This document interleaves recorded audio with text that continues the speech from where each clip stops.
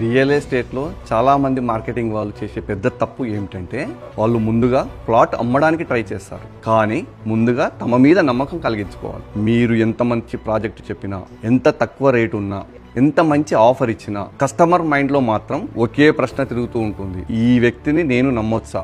ఆ ఒక్క ప్రశ్నకు ఎస్ అని రాకపోతే సేల్ ఎప్పటికీ క్లోజ్ కాదు. చాలా మంది మార్కెటింగ్ మిత్రులు మొదటి కాల్లోనే రేటు, ఆఫర్, అడ్వాన్స్, బుకింగ్ ఇవే మాట్లాడేస్తారు. అప్పుడు కస్టమర్కి మీరు ఒక గైడ్ లాగా కనిపించరు, ఒక సేల్స్ మ్యాన్ లాగా కనబడతారు. గుర్తుపెట్టుకోండి, కస్టమర్కి ప్లాట్ కంటే ముందు క్లారిటీ కావాలి, నమ్మకం కావాలి, నిజాయితీ కావాలి. మీరు మాట్లాడే ప్రతి మాటలో కాన్ఫిడెన్స్ ఉండాలి, క్లారిటీ ఉండాలి, ఆనెస్టీ ఉండాలి. ఎందుకు అంటే రియల్ ఎస్టేట్ లో కస్టమర్ ముందుగా ప్రాపర్టీని కాదు, మిమ్మల్నే కొనాలి. మీ మీద నమ్మకం పడితే సేల్ ఆటోమేటిక్ గా క్లోజ్ అవుతుంది. డబ్బు ప్లాట్ మీద పెట్టరు, నమ్మకం మీద పెడతారు.